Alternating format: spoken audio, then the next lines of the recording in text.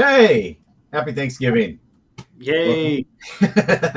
welcome back to South Texas Football Unlimited, the Coastal Bend's first, only original podcast slash webcast. Thank you guys for tuning in this holiday weekend. Lots to talk about this week. Lots of interesting happenings and goings on uh, from the area round of the playoffs. Um, but first, we want to send a congratulations to the Lady Hornets out of Flower Bluff for bringing home the state championship in volleyball. It's pretty That wild, right? that is wild. So what, our last show, they were in the state semis, and I was watching the feed update on on Twitter, and we got so in depth to talking, I forgot to mention it, and so that's our bad. So we just figured we'd wait until the outcome of state, and what do you know? It was in the Coastal Bend fellas. The Dude, Coastal Bend's favor.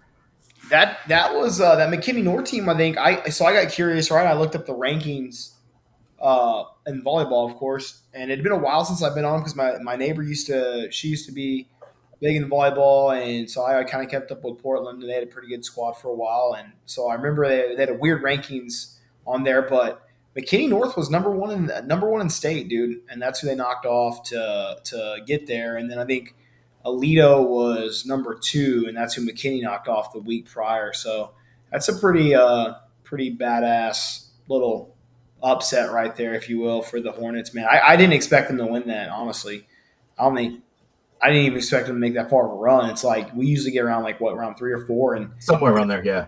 the girls up north are huge, and whatnot. So it was pretty cool. So Is that Flower congratulations, Bluff's ladies. first championship in One more time. anything? Has Flower Bluff won a championship in anything? I have no idea. I know there's some Flower Bluff heads in the watching the show right now and follow the page. Educate us. I don't know. I have no idea. Maybe I know they used to have a badass like ROTC team that they went to like nationals and shit like that. Yeah, I know I knew that, but as far as like just a team sport in general, I wonder if that was their first state title Yeah, I don't for know. the school. I don't know. Somebody get back to us. I know there's plenty of y'all in there. Some other goings on this week. Cal Allen's playing Thanksgiving football for the first time in 2 years, so they're having their annual. Well, I wouldn't say annual if it didn't happen last year. They're having their Thanksgiving pep rally, which is pretty cool. They have a Thanksgiving night. They have a big bonfire. Uh, Dude, Boise, slow down, dude. We're not there yet, and they still got to win some games before they even get that far. So let's pump the brakes a little bit, pal. I know you're amped up, dude. He's probably he knows our guy. He's got to know our guy, right? Has to. Has to. We'll bring it up a little bit. We got an update about the Calhoun game because that was an eyebrow raiser this last week. Do you want to talk about your stuff now, or you want to wait till we're done with our little recap? You want to just go into that, and then we'll go into actually your little story can kind of lead into the next question. So let's Spud went out of town this weekend, had a little bit of an adventure. Yeah. Yeah, we went to San Antonio Friday night, so it cut me off from obviously going to any games. I tried to keep up with them on my phone best as possible, but we went to Pop Stroke, which I send you the video of Pop Stroke, by the way? I heard it was kind of mid. I didn't know you went there, but That was Jack's. That was Jack, and he said he was expecting more. uh-huh. But quite frankly, like I had a badass time. Uh, it's the same place that me and you saw like what 2 years Yeah, it's the same place we saw in Katy. Yeah. So I thought it was pretty cool. You got two sides to it. One side, Tiger Woods design makes it really hard. There's family friendly. Da da da da. It was a good time. I feel like you and Steven would have a good time there with the drinks. I was thinking that the entire time I was there. I was like, Steven would be enjoying himself here. Like, Um, like my brother-in-law, Steven? yeah. I don't know why, but we talk about it off the air. But I figured he'd probably be enjoying himself, or he'd at least be fun to be around there. Like just some of the shit you could talk, right? But we did that, and then went back to the hotel room and chilled out. And for people didn't know, we were there for a baseball tournament. They had a Winter World Series up there in Bernie, so we were staying like 25, 30 minutes away in San Antonio. We were split between two parks for our older team and our younger teams. And anyways, woke up Saturday morning like 6:30, 7, 3 hours, 3.5 hours before we had our first game, and 10 to 15 cars had windows busted out. SAPD was called. Um, they connect. Trash. They were connecting it to the homicide at Twin Peaks right up the road. Is that so? That's where it happened. There was a homicide at Twin Peaks. Yeah, dude. So I went down there right after Kinsey had already been down there and kind of checked out to see if it was our car or not. And by the time I got down there, she's back upstairs with the boys. Started looking at it, and I was like, "Oh, they're gonna take forever with the cops here, right? Because this I'm sure happens a lot, right?" Well, I look up, dude, and there's already a cop up underneath the awning of the hotel. So I walk inside because that's where he's at, and he's like getting footage from the manager, and he's like, "Y'all, this car's been busted into." Yeah, yes, sir. And he's like, "Okay, well," he's like, "I'm be up front with you." He's like, "This is gonna be a little while." He's like, "I got a bunch of backup on the way." He's like, "Homicides on the way." He's like, "We're looking at footage right now." He's like, "We think this is connected to a homicide that happened at Twin Peaks about 1:30, 2 in the morning, right up the road."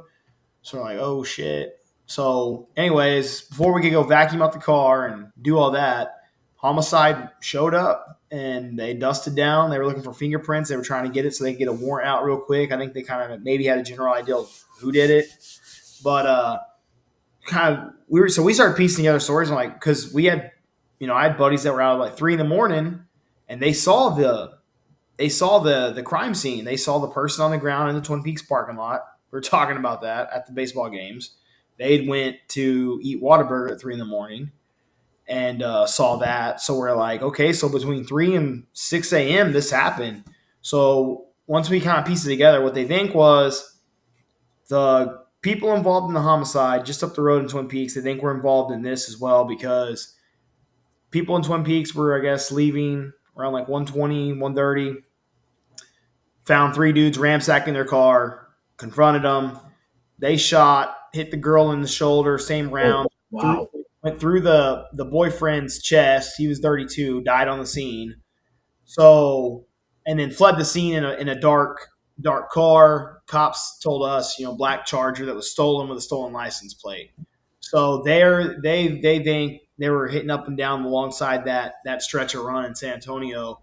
So and what's crazy was no one had anything stolen except a pistol out of one of the cars. Busted windows. I had like $400 cash, a couple of aces, like his bag, a turtle box, like all this expensive shit in there, and they didn't touch any of the money or any of that. They looked for pistols, and they hit big SUVs or trucks with big center consoles. So the cops were like, okay, if it's a black Charger, that's probably going to be in connection with what was up the road, and that's why they were dusting for the fingerprints. So kind of wild, dude. Like, That's wild, dude. talk about being like, That is wild. and what's even crazier was I wasn't going to go up until Saturday morning because we requested late games on Saturday so that Ace could stay in town and play his flag football game Saturday morning, and from there we would drive up Saturday afternoon and stay that night. And then they scheduled us for a 10:30 a.m. baseball game and a 12 o'clock one. So like we had to go Friday night. So it was just like, it just sucks. Wow. Yeah, but my buddy Harper hooked it up, dude. $220 yesterday. Did like 45 minutes at the house. Texan Auto and Glass, I think. So Hey. Whew. Okay. Whew. Hey, yeah. So Safe Flight was like $500 with insurance. I'm crazy. Dude, James, a lot of people do that, man. You'd be surprised. His question: Why would you leave your pistol in your car? A lot of people do it, and most of it is just it's complacency. Yeah, They get so comfortable leaving stuff like that in. They're like, "Oh, we'll be fine." Especially if you're at a hotel, right? And those hotels are right off main highways or main thoroughways there in big cities. I mean, it's easy to get in and get out.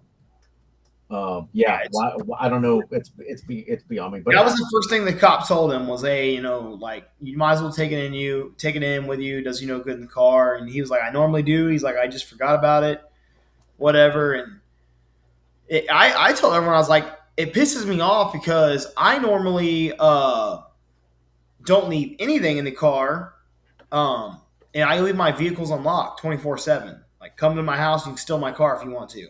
Yeah, I really do. And mainly is like, for one, I really don't care. If you steal my car, you're doing me a favor.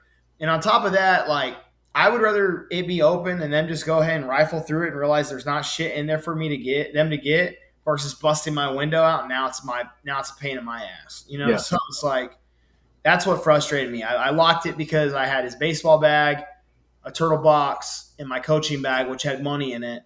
Yeah. And normally I just take all that out, put it in the hotel room, and leave the car wide open. Which they probably were retarded enough that they would have probably still smashed Just broke it anyways before they even tried the handle. Yeah. So yeah. And that's what I was thinking happened. I was like, they probably didn't even, because I was going off what you said, that you always leave it unlocked, nothing in there. I was like, well, they probably didn't even try the handle and broke it anyways. You know how many people like are really opposed to me leaving my car unlocked? Like they think that's crazy. Well, it makes sense. Right? If you're not leaving anything of value, if you're not leaving anything of value in there, it's insured. Who cares? But here's the other part: it's a piece of glass, right? I mean, you can break glass. If somebody really wants what's in your car, they're going to break the glass. They're going to get it. I mean, locking your doors is a false sense of security.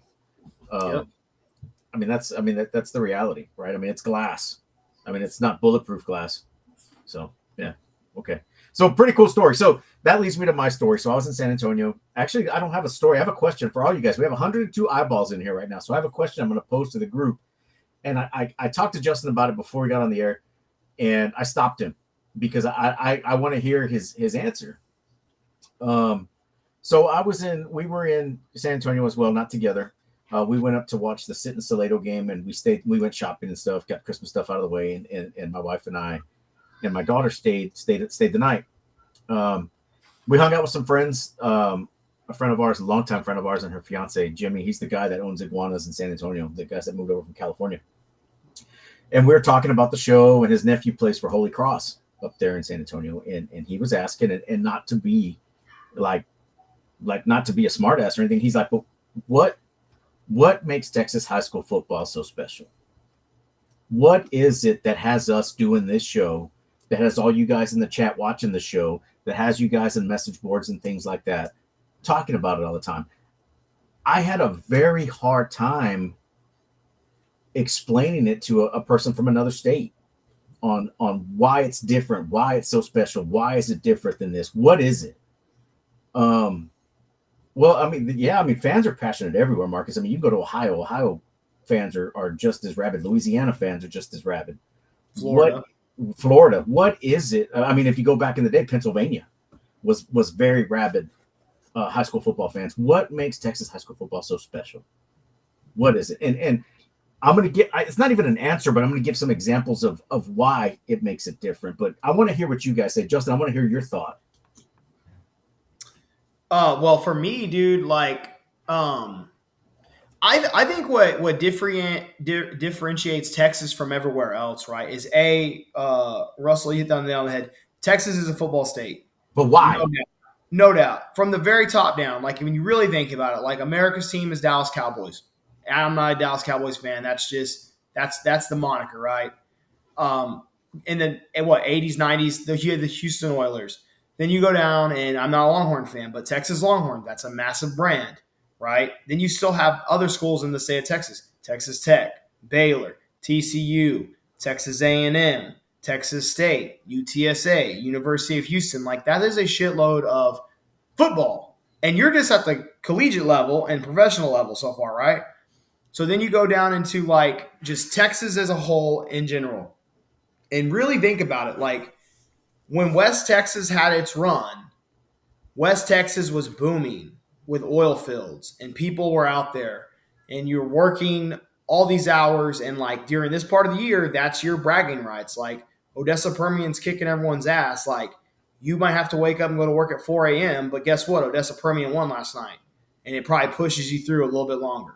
And then you have your Dallas regions, right, where now you have like this massive just empire of badass teams in the DFW, and there's a lot of really good ones, and they play, and it's bragging rights. And it's the same in Houston, and then it's the same in Austin, same in San Antonio, same in the Coastal Bend. And then when you break it down even further into that, then you have the hometown, the small town teams. Like, dude, like when you go to Refugio on a Friday night, unless the Refugio is playing in that stadium, more likely majority of the town's gone, right? Yep.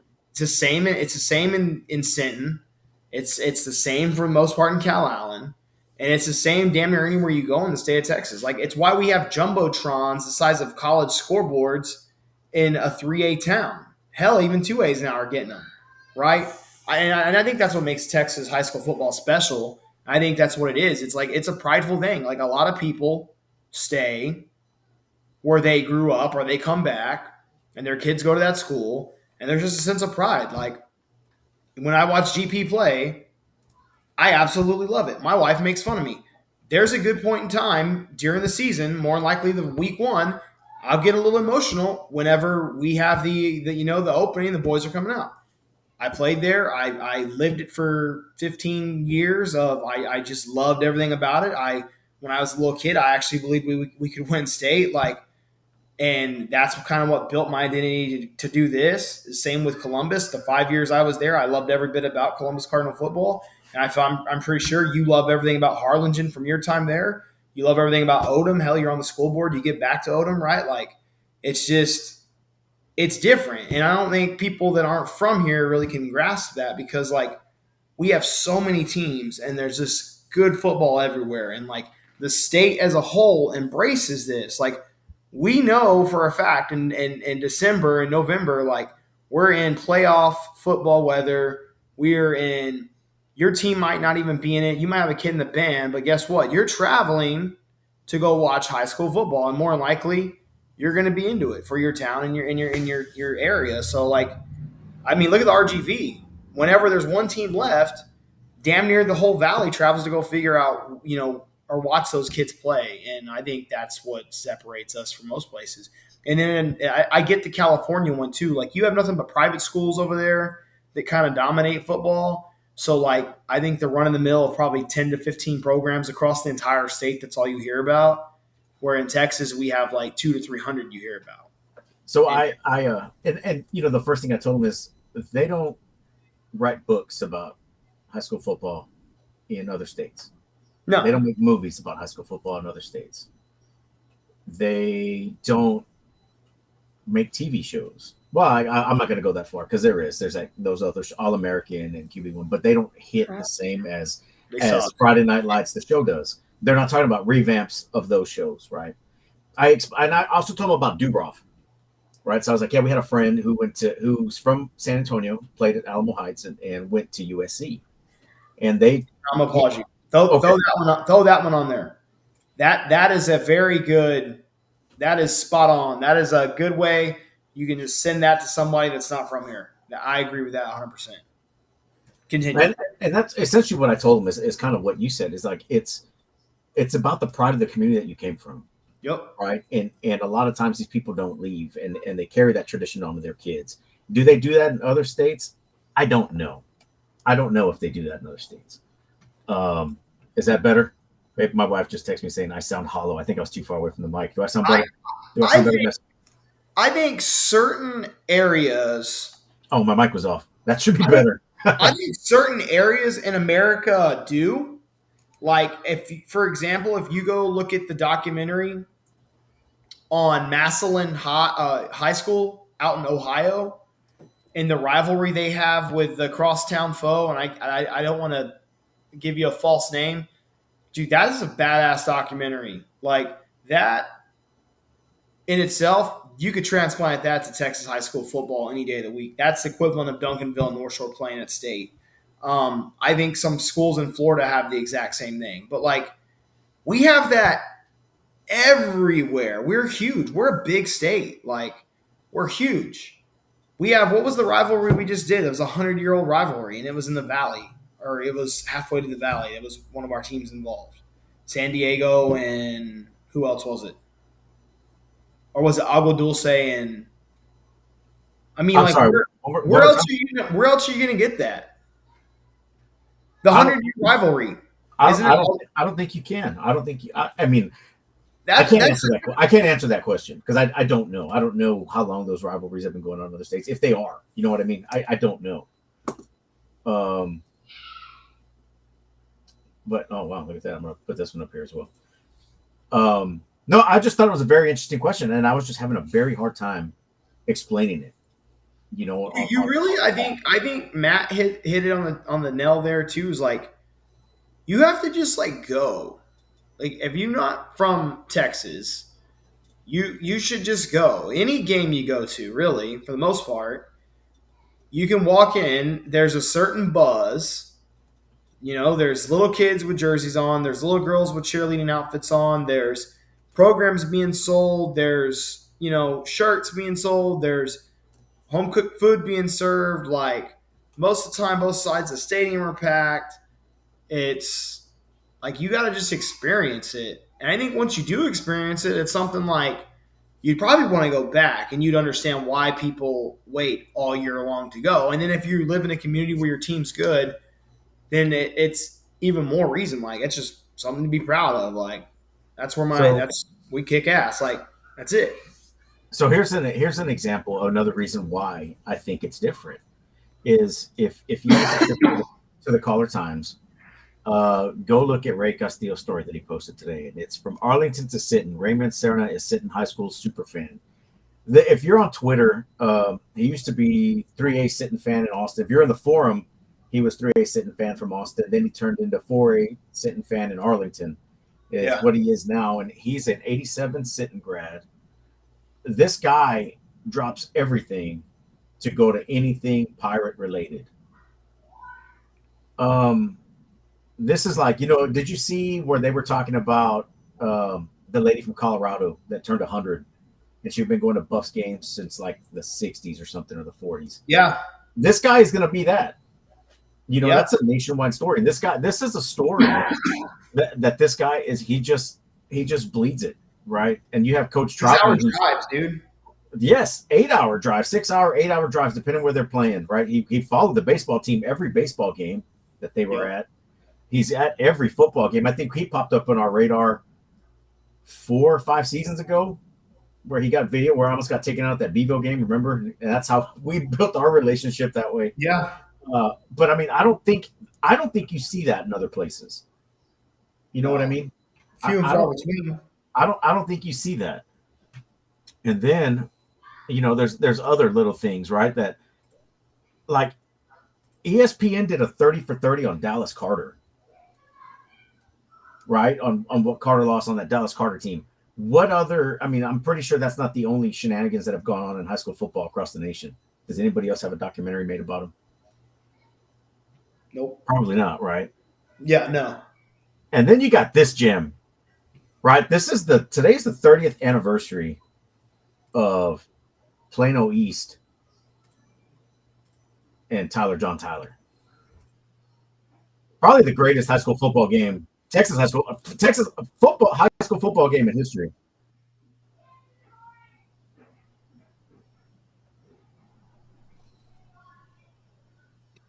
Can you hear that, Spud? No, there's no sound. Okay, hang on.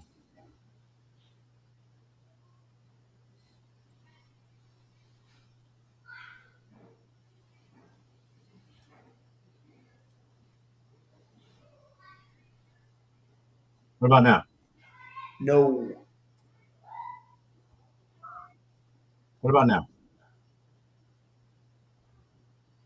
No. If it is, it's very low. Very, very low, dude.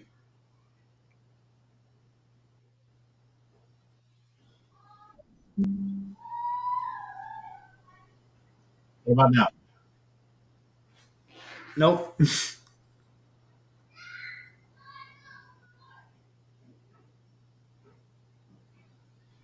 That was it right there. Plano East thought they had it won, right?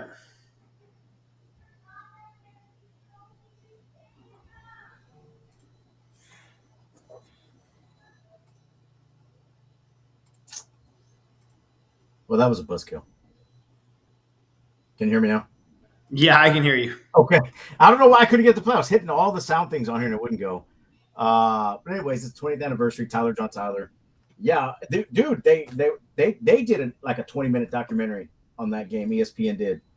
Sports Center did one where they interviewed players in that game. The guy that returned the kick for Tyler, I think we talk about this every year for John Tyler.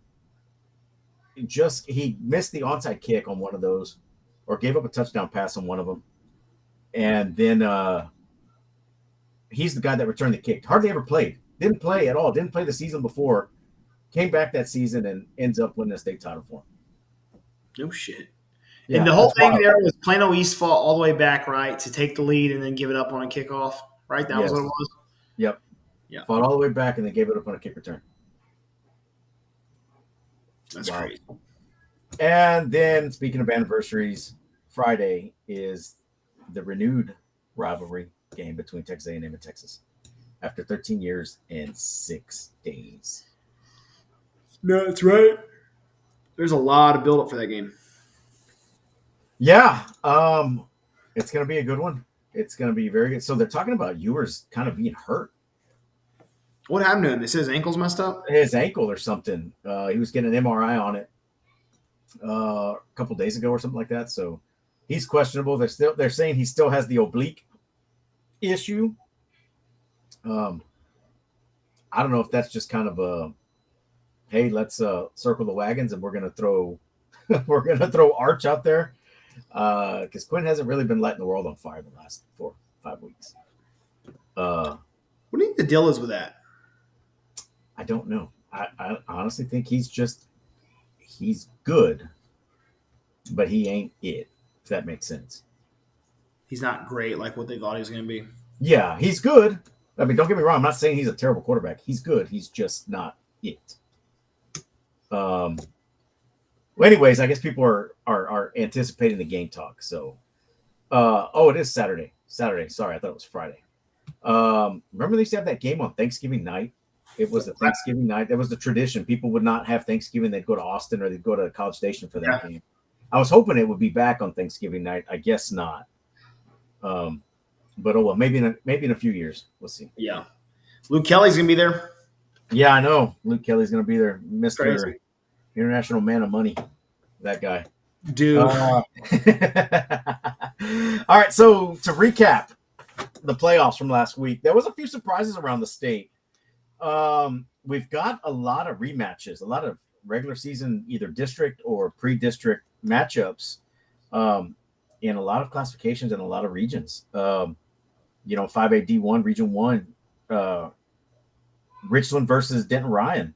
Ryan won that one 44-19 in week 7. Do we see anything different? Not sure. Another one, a surprise one down there at the bottom, a surprise game was Georgetown versus Frisco Reedy. Georgetown was up 45-21 at the half, got shut out the second half. Reedy scored 28 points and took a 2-point win. They were up 45-7 at one point. No, I looked at the box score. That wasn't accurate. Okay, I saw that today and I thought to myself, wow, that's insane. No, that was not accurate. It was 45-21 at the half. 45-21 at the half. Yep. Then they got shut down in the second half, and then Reedy just did what they had to do to score 28 points. Then you got College Station, Angleton, Region 3, LaPorte, A&M Consolidated, setting up that rematch probably with Consolidated and College Station in the region finals. And then we're supposed to have a special guest coming in here in a little bit to talk about Flower Bluff Southwest. But a surprise game last week, which depending where you're from, was a surprise. You had that PSJ North New Braunfels game where New Braunfels scored a touchdown with a jump pass with 11 seconds left in the ball game to take the win over PSJ North and sent the Valley home. The Valley went like 0 this week. The Valley is completely out of the playoffs. There's no more Valley teams left anywhere. There is no more Valley teams left anywhere. Wow. That's a surprise. Yeah. Oh, here's a good take right here. I didn't see this one earlier. This is Michael E's take on Quinn Ewers. Got the skill at the heart. Yeah. I like Quinn, man. I don't know what it is. Yeah. So I guess we'll talk about Flower Bluff. So if you guys saw that Flower Bluff game, the ending of it, I'm going to pull it up. Go ahead and so 63 points in the first half. One punt. That was a Flower Bluff punt. Yeah, they scored on every possession except that one. It was a 35-28 Piper lead going into that half. The third quarter, the defenses made adjustments, made stops. Flower Bluff got in once in the third quarter to tie the game 35-35. In the fourth quarter, Bluff went up 2 scores, 14 points. And Piper scored 14 points in the last 4 minutes of the ball game to send the game into overtime. And Piper got the ball first. I'm gonna pull this up real quick because I'm not gonna be able to do this justice. Give me some of your thoughts so far. I ain't gonna lie, man. I was shocked a little bit when I was kind of keeping up with the scores. My brother-in-law did a good job of kind of staying up to date with what was going on. He stayed home and he was watching the games. He said to me, to him, it was the best game he's seen since College Station versus Cal Allen in the Alamo Dome that me and him went and watched. And I saw the 2-point conversion to win it, but first of all, that's gutsy ass call on their part, but might as well. And hats off to them. And I think a lot of people were shocked across the state because Piper was poised for a hell of a run, and then the way Flower Bluff kind of floundered the last couple weeks of the season made it seem like they were going to probably bow out to Piper here. I'm glad they didn't. Obviously Coastal Bend, I want them to win over anyone across the state. So that was a badass upset to get to see, and I think that just goes to Flower Bluff's credit with the kind of kids they have over there in Pelucio and whatnot. They fought and they've been here the last couple of years. Some of these kids like Dixon and him have been a part of some good runs. And I think that's where your experience and just like your sense of we've been here before, like against good teams, and like we've banged it out, and it overcame what Piper had. And I thought that was pretty awesome to see for the Coastal Bend. So here's how the game finished. I'm not going to try the sound, so just because here we go. Let me try that. There we go. Also share system audio. Let me know if this plays. One receiver to the right. Dixon in the backfield. Takes the snap. Pelucio looking, throwing. Dixon, he's going! He got it! He got it!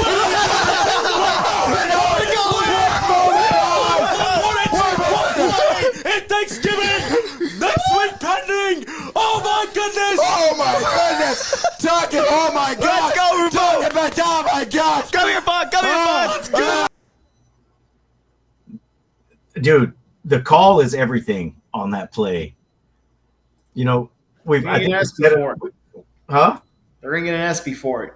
Dude, they should. I mean, dude, those guys, it's like every season something's like this happening. They go off the chain with one of these guys. I said off the chain. These are students, right? Yes, they are students, yes. I honestly have enjoyed listening to their calls the last couple of weeks, and I seem like I keep getting in on the very end for the overtime calls. But yeah, dude, insane, right? In Piper too, and Marcus, you're about to have to stop being negative. I know. Look at this guy. They're trying. I'm not going to talk about Miller at all. I'm just going to give you my prediction to roll on. Oh man! So yeah, that turned out to be a great That's all one. we have to do for the week. So I think stunned the state in that one. I think we had Piper coming out of the region. yeah, I had Piper. Well, yeah, I want to say I took Piper in the region even over. We at least saw a rematch between Smithton Valley and Piper in this one. And then so you've got at the bottom of the bracket, you've got New Braunfels taking on Smithson Valley, which is also a rematch, a 29-18 Smithson Valley win in week 9.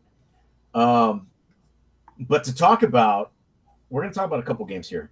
We're going to talk about San Antonio Southwest and Corpus Christi Vets. And we're also going to look ahead. We're going to do our look ahead now with San Antonio Southwest and Flower Bluff with our special guest, Mr. Robbie Chavez. How are you doing, Robbie? I'm doing good. How about y'all?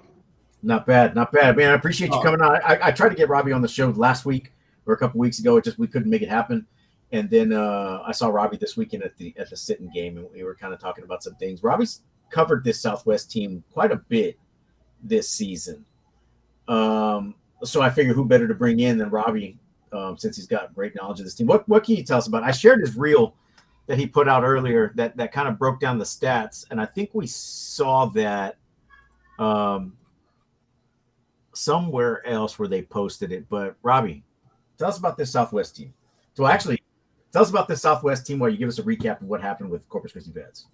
So this Southwest team, really good. One of the better teams we've ever seen out of the Southside area. Obviously, no team to our knowledge from that Southside area has ever went to the 4th round. So this would be something huge if Southwest could complete it. Really good team, really balanced, has a stingy defense, giving up about 12.9 points a game.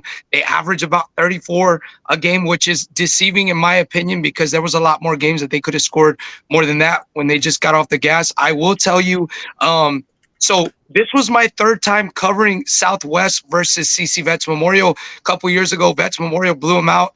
Last year was a little bit closer, and now this year, they kind of got their revenge. I went to the game. It started off a little slow for both sides, but Southwest got it rolling fairly quickly there. They got up 21-0 on Vets, and, from that point on, kind of kept that lead. I think in a playoff game, you're never safe when you get up 21-0, maybe more so in the regular season, but in playoffs, you're playing against dogs. CC Vets made a run there. And what's interesting is Southwest was up 21-0 and CC Vets scored right before the half on a 4th down. So Vets almost didn't even get that touchdown, but they got it. They got some momentum. They closed in on Southwest, but Southwest down the stretch was able to hold them off.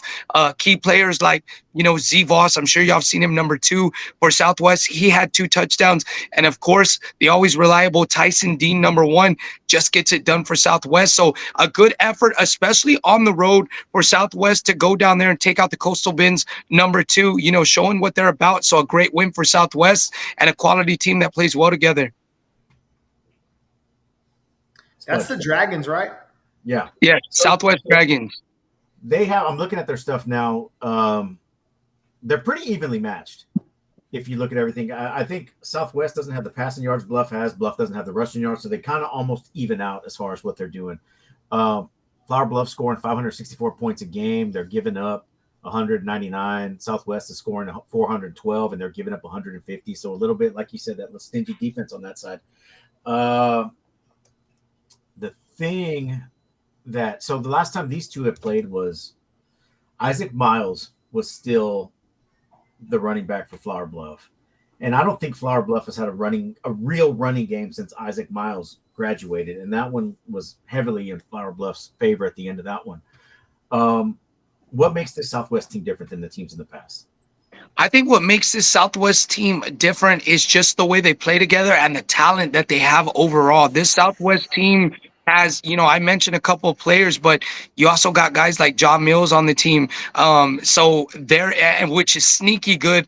And he really hasn't gotten going so far in the playoffs. So, and that's actually Southwest starting running back. So they have a lot of weapons here, but these guys, their offensive and defensive lines, they just don't get talked about enough. But these guys can get down and dirty in the trenches. So remember, I covered Southwest against Seguin as well. A lot of people said that Southwest wouldn't beat Seguin either, despite being a 1 seed, because they were from this district with Piper, Smithson Valley, and New Braunfels. I watched this Southwest team, put a gut check drive together with under 4 minutes left against Seguin and get the job done. Then this last week, they needed a score again. Southwest, they are able to get down and dirty in the trenches and move the ball right at you. And I think that's what makes them a bit different, because they can do it consistently. The past Southwest teams, while good, well, talking in the last, 5 to 8 years here, because Southwest had some really good teams in the 07, 08, 09 era. These newer teams can get the ball on the ground and they can move it when they want. They can take 2 to 4 yards, a carry, take time off the clock, and kind of bully their way into controlling their opponent. Now, I know every round it gets a little bit more difficult. We have seen Flower Bluff. What I think is interesting, and I've covered Jaden Pelucio, Cameron Dickinson, and some of these players before, so I'm not new to covering Flower Bluff myself. I do think, looking at that Piper game, you would have liked to see Piper run the ball a little bit more. You look at some of the stats, Brady Hopper had about 12 carries for 60 yards. I mean, if you double that up to 24 carries, that's 120 yards, and, that's controlling the clock. I don't think you're going to see Southwest come in here and try to throw, blow for blow with Flower Bluff. I think they will try and control this clock, move the ball down the field. I think that they will run the ball a lot more than Piper did for sure. So I think this will be a lower scoring game. I don't see this game going into the 50s like Flower Bluff and Piper, the score was. They actually had, I was looking at their schedule, they beat that drop down John Jay team that went, 3 rounds deep last year? So that's an impressive win there. They've got some good wins. They've got that Mills kid's a 1,000-yard rusher. He's averaging 7.1 yards a carry. Their And you know quarterback's what? an 1,800-yard passer with Yeah, and you know 22 touchdowns. what's interesting about this team is, like I said, a lot of people are talking about strength, SOS, strength of schedule. You could already throw that out with Southwest beating Vets Memorial on the road. Not only did they win, they won on the road. So a lot of people are saying how the schedule was weak. There's a lot of things that go into it, that make scores. Southwest doesn't put the pedal to the metal down and try to score 70 points a game when there was a couple of games in district where they definitely could have done that. So I think it makes things tricky. Do I think they played the hardest schedule? No, but I do think when you're watching, like I took a look at the Piper versus, the Flower Bluff versus CC Vets game, and Flower Bluff only had 6 points going into the fourth quarter on Flower Bluff before that game went into double overtime, and obviously the final was 36-33. So I think, like you're saying, I think the game's a lot more evenly matched than I hear people saying. I'm hearing a lot of people say Flower Bluff is going to blow them out. I'm not so sure that'll be the case. I think these are two quality teams, and I think they're going to fight like it. I think everybody's high on that Piper win. I think that's what's got everybody very hyped up about Flower Bluff's going to run away with this. And I think I'm with you on this. I think looking at some of the what some of these guys around the state are saying, it's going to be a one-score ball game.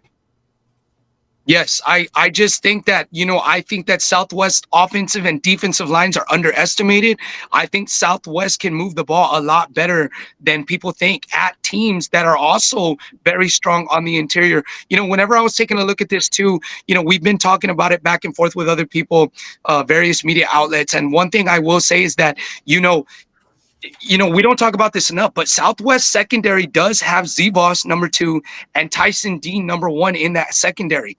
Those guys are ball hawks. Not only can they get to the ball, but they also have a very high football IQ. They're able to read offenses really well, and I don't think that they're going to be as easy to pick apart by Flower Bluff's passing game as people think. Now, Jaden Pelucio is a dog. I mean, Jaden Pelucio can throw with the best of them. I was looking, though, at the stats in this Piper game, and, Pelucio had about 21 rushes for 136 yards on the ground. So that is incredible considering that they also threw the ball 53 times. I don't think that Flower Bluff is going to get that many attempts on offense in this game against Southwest just due to the way Southwest moves the ball down the field. But they are highly efficient when they touch the ball. And Jaden Pelucio, we talk about his arm and him throwing, but he's a dangerous threat on the ground. And he proved that against Piper because he really hurt them with those rushing yards on the ground. Well, that's what I was going to say, that because I saw that as well. He ran for 3 touchdowns, and he's not a runner. That's not something you hear about him doing every day. You could I don't know what the analogy I'm going to use, but he does not run a lot. So that was kind of a surprise that he was a running game, that one. So but interesting. Jake, you look at that and you think, did Flower Bluff find something there, right? Did Flower Bluff find something extra that they can use in that playbook, to make them, a threat? Because, you could see Jaden Pelucio dropping back, not finding what he wants, and then being able to run. That's why I think in this game, it'll be crucial for Southwest linebackers to stay home, play their keys. So when the passing coverage, when it breaks down, Pelucio can't just hurt you on a 3rd and 8 with a freaking 10, 15-yard run down the field. So, Pelucio, obviously, like I said, he's got a high football IQ. Pelucio does not make a lot of mistakes. Flower Bluff, I believe, did not have a single turnover in their game against Piper, while Piper had 2. So, this Flower Bluff team, it's a really good team. They got a lot of tradition there, and they got the big win over Piper, and they're very dangerous. But I think a lot of people are underestimating Southwest. I think this is going to be a tremendous matchup. Spud, what do you think? I mean, I'm not gonna really. I can't really argue with y'all's statements on that. I think the thing is like we say that Pelucio's not, people say that Pelucio is not a scrambling quarterback, but he's he's a dual threat quarterback, like to the fullest. Like he's fast. He has ran the ball a lot before. He just doesn't have to, but he can when he wants to. So like there is tape on him running. So I think if Southwest is gonna find a way to key on that, they have some tape they can go look on, right? Like, and I think Flower Bluff doesn't lean on it unless they really have to, which they had to against Piper to open up what they were able to do. To beat Flower Bluff is extremely hard because you have to play probably your best game of your season, and then they're more likely going to make hardly any mistakes. It's just how they are. And when they do make a mistake, it's probably usually later on they might have a 2 or 3 score lead on you where they have a little bit of cushion. But for the most part, the way they're coached and the way they play is usually pretty mistake free. It's sound football. They've been 4 or 5 rounds deep the last like 4 years consecutively. There's a lot of experience there across the board coming back. I don't know. I think Flower Bluff wins this game over Southwest. I'll buy into the Southwest hype a little bit on what they're able to do right against Flower Bluff. I don't think Flower Bluff's going to dog walk them like maybe some people across the state believe, but I do think Flower Bluff will walk away with this win. If I were to say, I'd maybe give it like a 35-24, 35-21 ball game in Flower Bluff's favor. That's kind of where I feel right now on it. And I haven't looked a whole hell of a lot into Southwest schedule. I'm just kind of going off of what I've heard from y'all. But I am going a little bit off based on just history of Southside San Antonio football against this usually round of the playoffs. So everyone was huge on Somerset a year or two ago, and then you saw what Bernie did to him, right? Jacob even made the drive up there. So I don't know. I'm not sure what I believe and what I buy on Southwest. I was looking kind of briefly on Twitter. They do look like they have some badass playmakers. So that could equal the playing field a little bit with Flower Bluff. Well, a couple of years ago, remember, Flower Bluff did play Southside at Alamo Stadium, and Southside was a game effort in that game, in that second round game, where Isaac Miles, ran for a lot of yards in that game. That game came down to a couple of Southside mistakes, or that was a close game. And I think this Southwest team has every bit just as much talent as that Southside team, if not better. They're one of the best programs I've ever seen in this area. And I will say, though, it is going to take a tremendous effort. But, I have read, there's a lot of people saying the reason why Veterans Memorial lost to Southwest is because they made a bunch of crazy mistakes that shouldn't have happened. But they're not giving Southwest no credit for those mistakes. I'm telling you, when you're a quarterback and you see Tyson Dean and Voss roaming around in that secondary, it can lure you into some mistakes. Those guys are Division I prospects in that secondary. So they can bait you into mistakes. And I think people are underestimating that. Flower Bluff is definitely going to get theirs. Nobody's going to shut down Flower Bluff. But, I think Southwest is going to pose a formidable challenge for Flower Bluff. And, I'm just looking forward to a great game. I think it's going to be a great game. Do you think the Southwest team is the best Southside San Antonio team you've ever witnessed since doing the show? At my point, I feel like they are because of their ability to get past this second round. You've seen 2 Harlandale teams before have got past the second round. I believe a Southwest team in the late 2000s did it. And then these Southside teams in the last 5 years, 2 Southside teams made it to Kerrville-Tivy and then the Flower Bluff. And both of those teams lost in the second round, and they both lost at Alamo Stadium. This Southwest team went on the road to Corpus Christi and got this win over Vets. I would say that's one of the highest quality wins in the Southside area ever, to have to go on the road and beat Vets on the road. That is tough. I will say, though, Flower Bluff, you look at Flower Bluff has run their first 2 games on the road. They went to McAllen and then they went to Piper. So what does that say about Flower Bluff being able to win both of their 2 games on the road? That's a tough Flower Bluff team as well. I think we're dealing with 2 really good teams here. Where is this game going to be at? It's at the Alamo Dome. Saturday at 4 p.m. Gotcha. Okay. So home game for Southwest. Basically, yes. And, for Piper, for Flower Bluff, their 3rd straight game, right, on the road. So, if these guys are able to get it done, you're going to have to call these guys the Road Warriors, right? So, Flower Bluff, no stranger. Call them the Heart Attack Hornets, man. The 3 out of 4 games have gone into overtime with these. Yeah. 2-1. Your mic off again? 2-1 out of those. Is it off? Do I sound funny? Can you hear me, Robbie? Yeah, I can hear you. You're a little mellow out. I think the mic's off again. No, it's on. Is it? Yeah. Let me turn it up. Maybe that's it. Maybe it's just not loud enough. I'm looking forward to it. I'm glad the Southwest finally has a good team, though, because I always thought, man, that was such a badass name, the Dragons, and you're just doing every time it seemed like they just weren't the team from the South Side. That it was always San Antonio South Side, the Cardinals that seemed to be good, Somerset, right? And then there was another one out there that's pretty new that made a run a couple years ago. They were undefeated.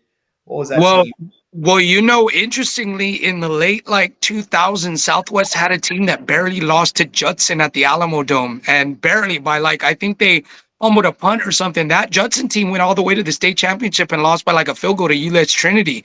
That was one of Southwest's best teams ever. So Southwest have shown in the past, and of course they got a former Heisman Trophy winner, Ty Detmer, that played at Southwest. And remember, Southwest Flower Bluff's head coach is a Southwest alumni. So you got connections, all over the place.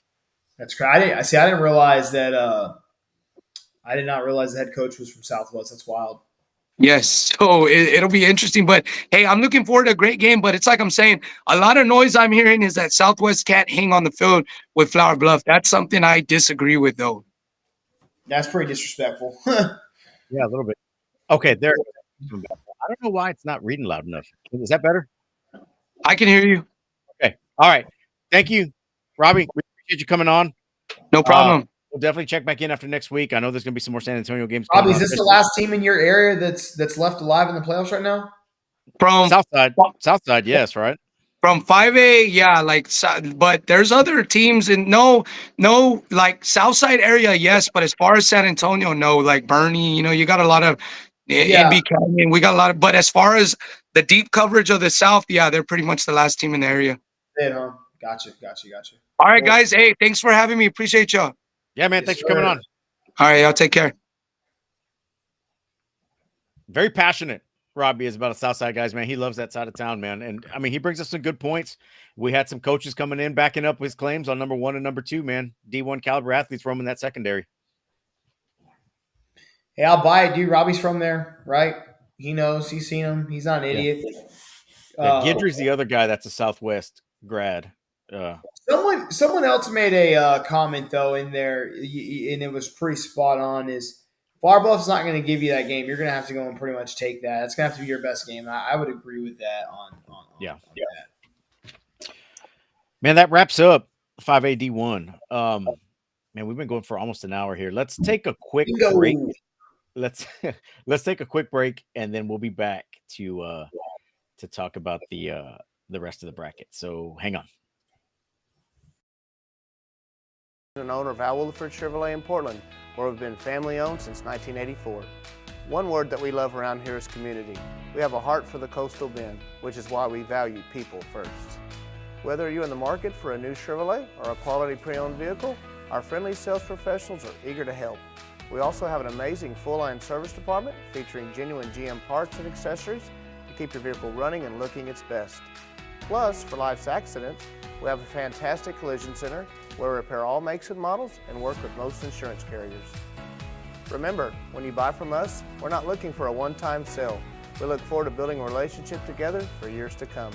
Thank you, and we invite you to join the Al Williford Chevrolet family. Guys, again, I say it every week. If you guys are in the market for a new or used vehicle, go hit up our boys, Brian and Zachary, over on beautiful, newly paved Highway 181 in gorgeous Portland, Texas, and they'll take care of you. Again, if you need a new vehicle, used vehicle, if you need some body work, they've got a collision shop 2 blocks away. They'll take care of you there as well. I gave you a firsthand account of one of our coworkers that hit those guys up and they took care of them. Very, very, very, very well. Free Folgers. What's that? It's a free Folgers in the lobby. So 5AD2. A couple rematches there. Lovejoy and Anna are going to match up in that regional semis in Region 1. 66-62 Lovejoy win in week 4. And you got Argyle and Walnut Grove, Sock and Marshall. And you've got Texas High against PNG. This game's going to be played in Louisiana. Natchitoches. Again? In NWS? I guess that's what it is. Yeah. So they're playing in Louisiana. Yep. This one, man, if you're going off past results, I think this may be the end of the road for PNG. Yes, Todd Dodge does coach at Lovejoy. That's what Spud was meant by our boy. Yeah, Todd Dodge, very, very good friend of the show, comes on the show every year, talk about his quarterback camp and just talks about life in general. So yeah, so he's first year at Lovejoy, and he's got him doing things. We actually didn't have him on this year. Well, he couldn't because he got the job late and had to get everything ready. He didn't do the camps on the road this year. Yep, that was what it was. Yep. But Texas High beat Nederland 56-14 week 1. And if you guys remember in that Mid-County Madness game, Nederland got the best of P&G that week pretty handily. So that's going to be an interesting matchup there. If you go off past results, like I said, could be the end of the road for P&G, or maybe they just pull out that P&G magic. Man, it just makes you want to go to that game, right? Like the fact that it's in Louisiana. Damn it, dude. Pisses me off. Yeah. There's another one in a smaller classification at that same stadium. I didn't look to see if this was on Friday or Saturday, but one is the other, or they could be the same day, just at different times. Dude, so Sock and Marshall are playing at Tyler Rose, huh? Yep. Okay. Then in Region 3, you got Richmond Randall, who we were talking about as the bracket kicked off in our pregame or playoff show at the dealership. They're about to make some noise. They're going to face off against Brenham, who came victorious over Liberty Hill last week in a very close one. Dude, I think just like for Brenham. You think so? I think so, bro. That Richmond Randall team looks pretty stout, dude. Yeah, they're scoring a lot of points. And then you got Fort Bend Marshall, who's taking on Iowa Colony. And somebody said this last week. I didn't know this. Iowa Colony is only in their 3rd season of varsity football. Didn't know that. Yeah, I didn't know that either. This is a rematch game as well. 35-21 Colony in week 9. Mm-hmm. So we'll see and that's very, very recent. 4 or 5 weeks ago. So who won that? Iowa Colony? Colony won that? Yeah, Colony won that one, 35-21. Okay. Yeah, that's a district game. All right. And then in the Region 4, top of the bracket, you've got, which is probably another game of the week in the Coastal Bend, which is Alamo Heights at Miller, or against Miller at 7 p.m. Friday in the Alamo Dome. Tickets have gone on sale. I think you've got to go to the Ticketmaster website at the Alamo Dome to get those tickets. Coach Evans just shared them today, so get your tickets. It won't sell out, but it'll be there. What are your thoughts on Alamo Heights? So we saw Alamo Heights on Thursday night against Mercedes. Well, real quick, is the Victoria West and Bernie game going to be played in the Alamo Dome? That's in Seguin, 6 p.m. on Friday. And that was a 50-33 Bernie win in week 8. Why can't they just give us a back-to-back game in the Dome? You know what I mean? Make an all-day affair out of it. Oh, there's one earlier the day on Friday that's very interesting in lower classification. We'll talk about that in a little bit. I think Bernie takes that Victoria West game, by the way, even though Victoria West is playing some good football right now. But yeah. You asked what I thought about Alamo Heights. I think our sample wasn't very relative. It wasn't a good sample. It's not really fair based off what we got to watch against Mercedes. I think they're good. I think the Michael Terry hype is legit. That dude's, there's no way around it. He is what he is. The thing I noticed about their defense that was pretty impressive is they seem to swarm to the ball. So you made a comment. It feels like they got 16 guys on the field at any given time, and I would agree with that. I don't know how they match up with Miller fully on the outside with the speed. I picked them to come out of this region. I'm still going to stick by that, even though Justin was busting my chops the other day when we were at Buck Stadium watching that game. I don't think it's gonna be a blowout by no means. I think it's gonna be a really close ball game. I would like to see Miller get in a track meet with them. I think that's probably their best chance to beat this Alamo Heights team, right? And then obviously force them to go away from Michael Terry, right? That'll be the difference. Is if you get him outside the ball and you can't use him, then they're probably not going to be as good as they could be. I think that Alamo Heights will probably put him in the backfield a lot more against Miller than they did against Mercedes because they're going to have to. And I've seen them lean on that when they had to play good teams, right? It forces you to have to beat him. Like if you're not going to be able to get him the ball on the outsides, they're going to give him the ball in the middle, and you're going to have to stop that. So I don't know. I think it's going to be a badass game. I think the sample size we got against Mercedes wasn't very good, just considering the fact I didn't even think we were going to see Michael Terry for a little bit there. It was so lopsided. Yeah. But, I do think we're going to have a really good ball game. I think so too. I think it's going to be close. I don't think Heights is going to have enough players in the secondary to cover what Miller has. I know we've said that in the past and it's come back to bite us, but I think Miller's a little wary of things that have happened in the past, and I think they'll be more prepared and probably take this team a little more serious than they have in the past. I think Miller takes this one. I don't think it's going to be a blowout. I think they're going to squeak by, but they'll get the win, and we'll see that Bernie matchup in the region finals. Or Bernie matchup, bro. I hope I'm wrong as shit.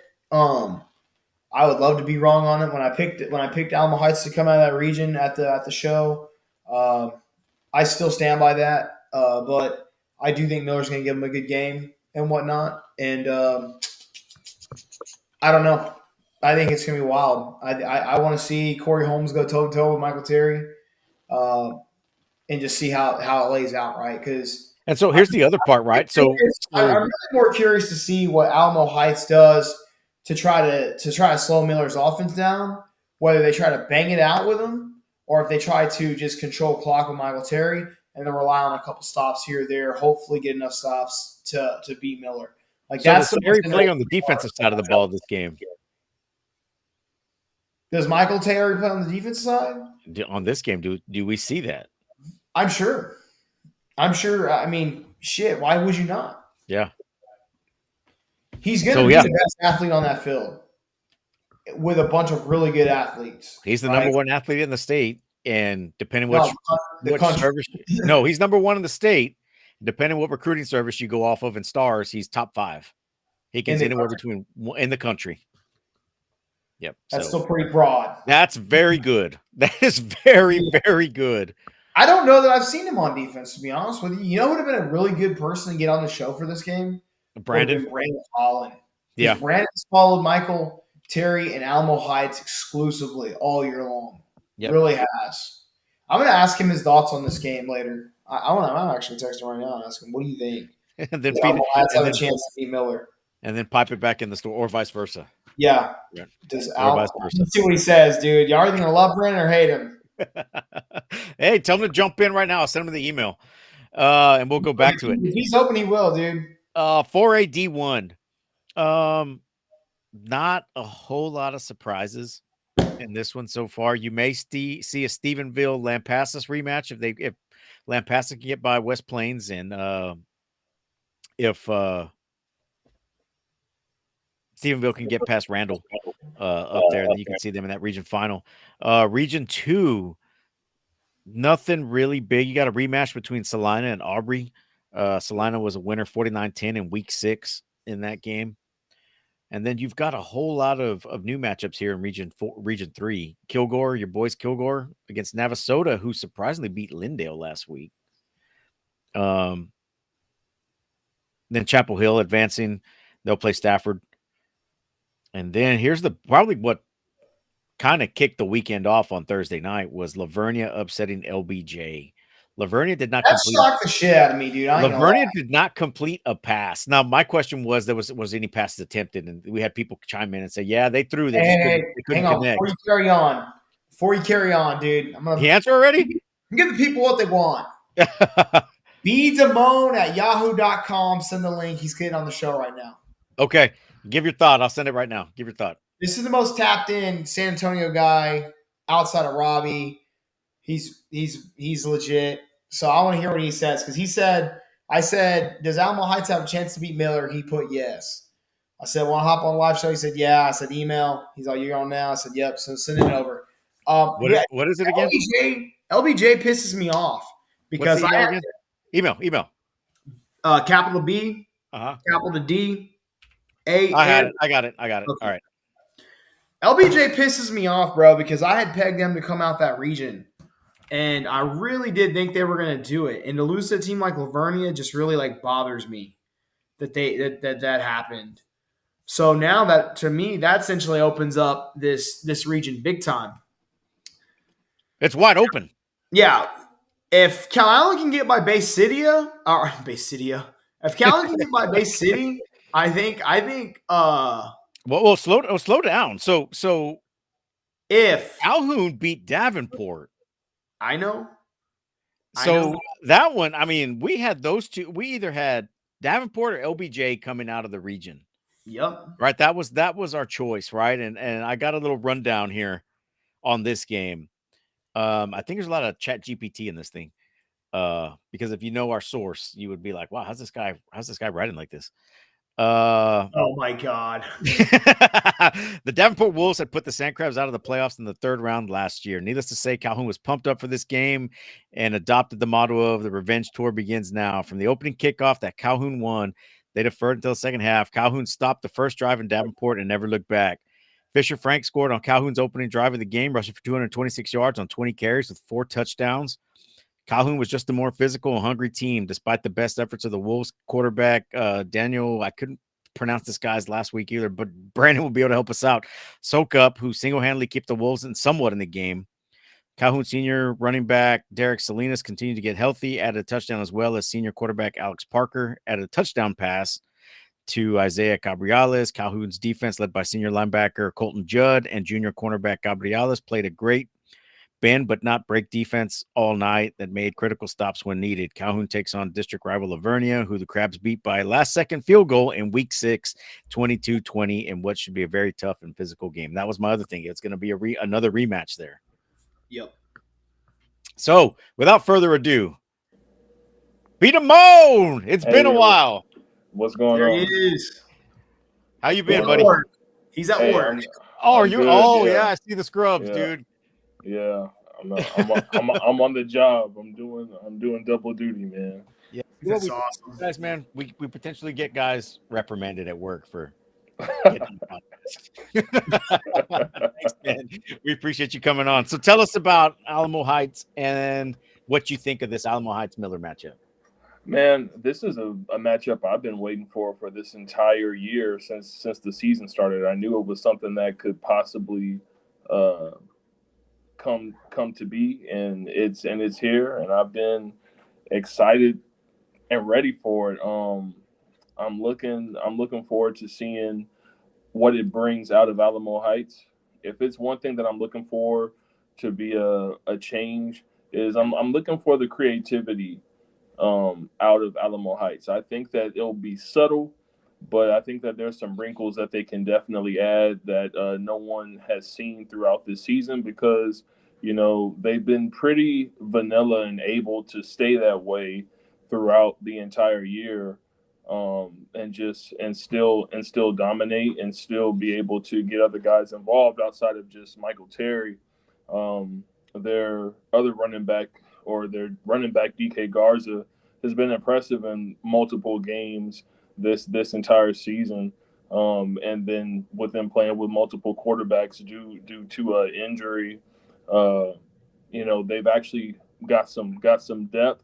I'm not saying that those guys are like world beaters or anything, but they know how to run that system. And Coach Ritterman has those guys ready.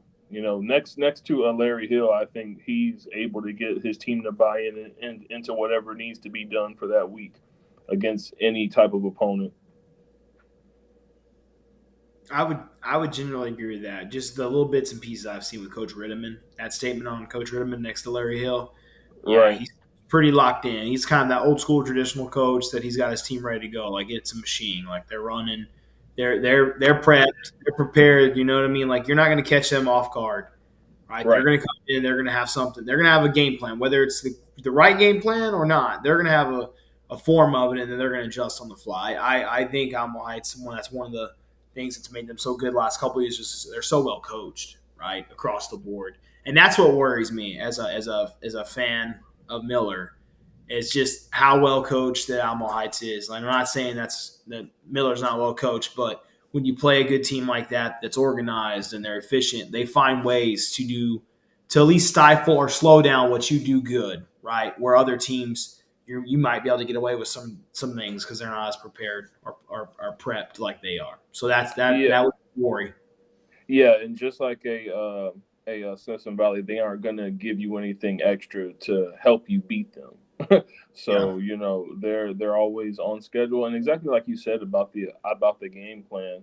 Be it right or wrong, it's going to be the game plan that they go with and that they stick to, and that he's willing to have them go down fighting in that style. Because if he truly feels that that's their best foot forward, then that's exactly what they're going to be doing and running. But in order for them to get past this point, it's going to take some adjustments because it was at this time last year in which they ran into Piper and they had a lead at halftime, but due to the lack of adjustments, you know, Piper ended up coming back and winning that game. You know, I think it was Hamilton and Isaiah Champagne had crazy games for them to be able to beat Heights. But I think that, you know, that squad learned from that. And I definitely think that any chance that Michael Terry gets to touch the ball, he's been on a totally different level mentally and understanding that he doesn't want anything outside of the state championship to be his final game. So I think that any effort that he's given is over and above anything that, you know, we've seen. So For what, sure. what do you see Alamo Heights doing defensively? That's the question. So that yeah, because everybody's talking about the offenses on both sides, but what should we see or expect to see from Heights to stop this Miller offense? Do you see Michael Terry get on D at all? Yes, I do. I think that it's going to take that. I think it's going to take that, and I think that they've got a set of linebackers that's some of the best in the city that are really underrated. And Patrick Arriaga is probably one of my favorite players in the city. Just his aggressiveness, his speed, and his playmaking ability, not just on defense but on special teams.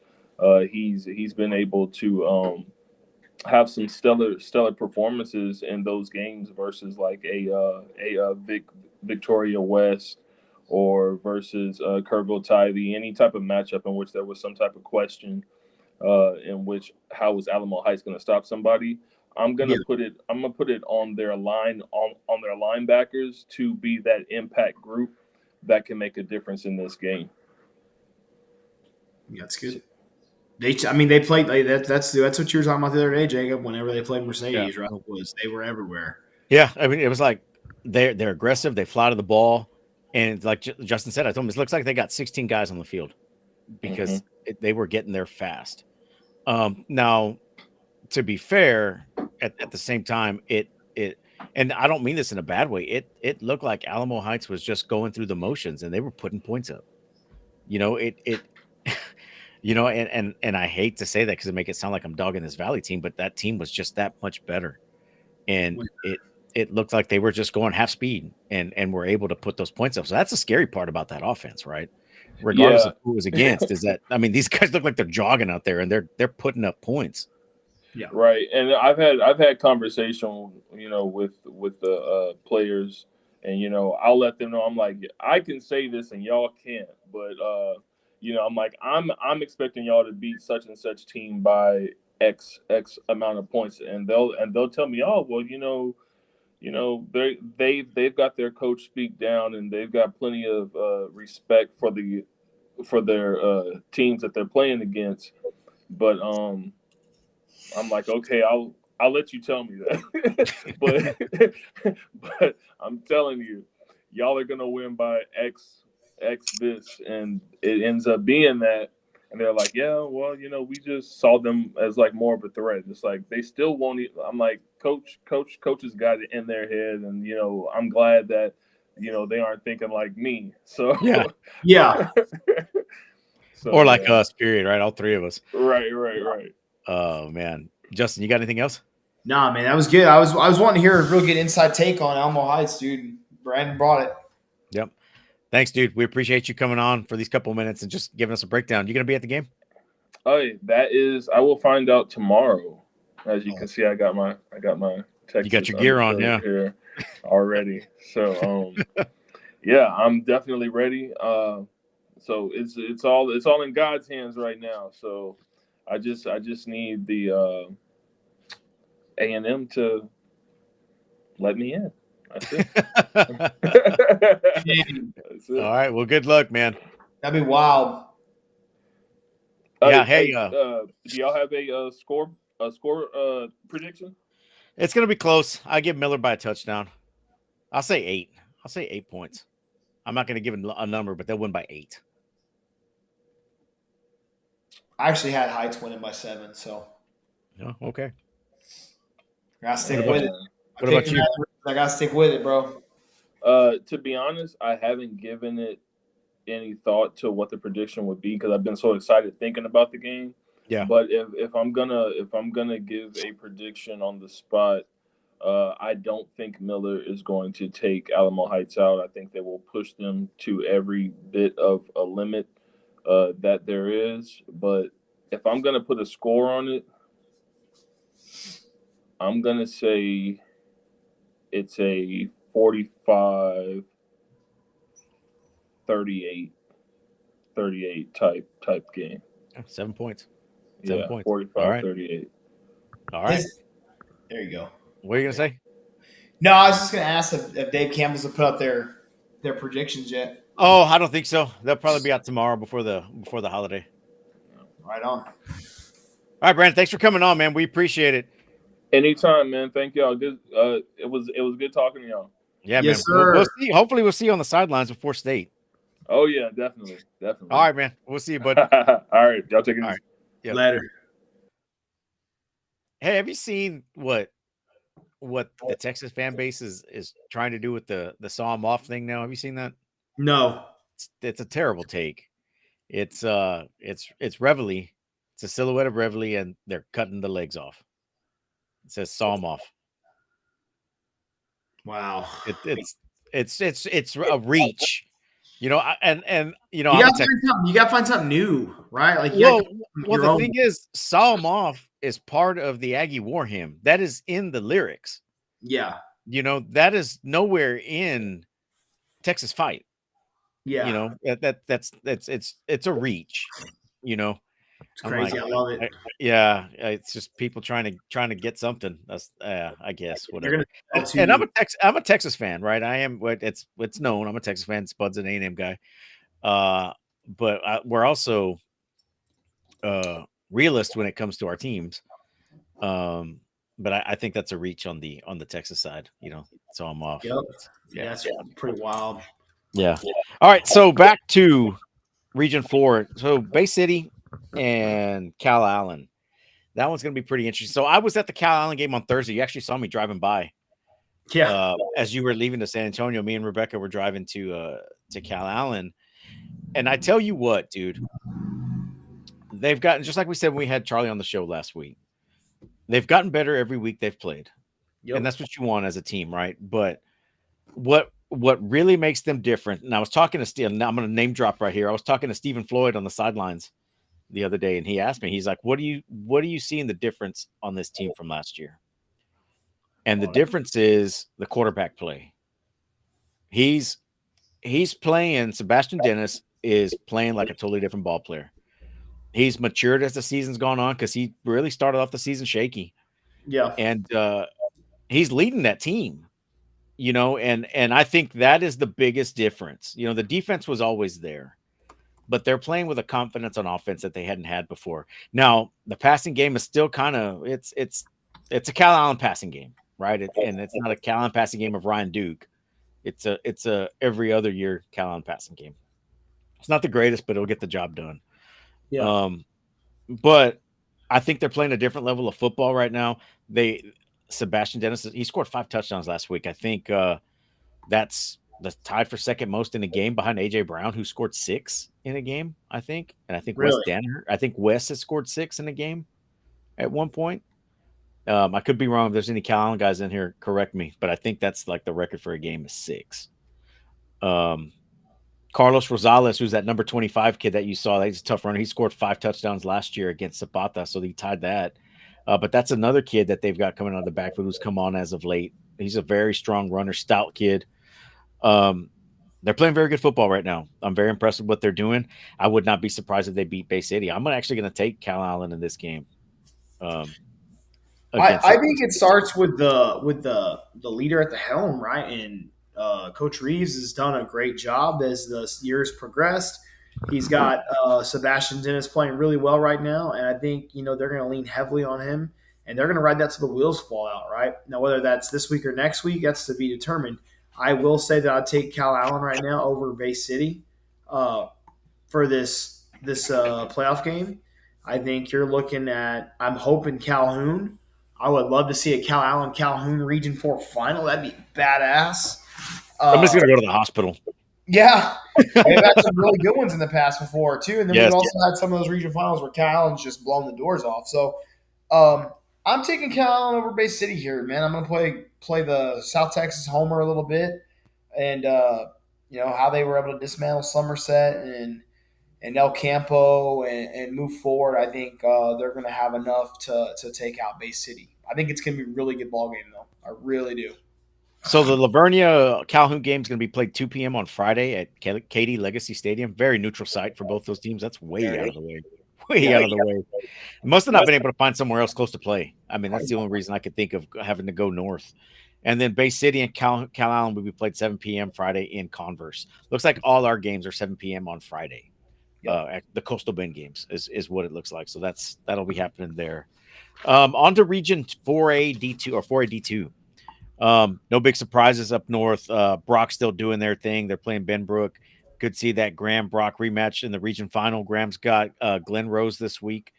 You got another rematch in Region 2, which is Van versus Sunnyvale, who beat Gilmer. So now you have 2 classes that aren't having a repeat champion this year. Yep. Van's a 28-14 win week 4 over Sunnyvale. Pretty close. That was a district game, so we'll see how that one shakes out. Then you got Pleasant Grove at Carthage, which should be a pretty good one. That's a huge matchup for East Texas right there. Yes. I'm trying to speak to my brother-in-law to go to that game. It's in Longview, so I don't know if he will. But yeah, no, that's going to be a big one. I got Carthage coming out with a win on that one. But if you go look at the past history on that, man, there's been some awesome games played between those two. So I think that's your eventual state finalist on Region 1, Region 2, the winner of that game.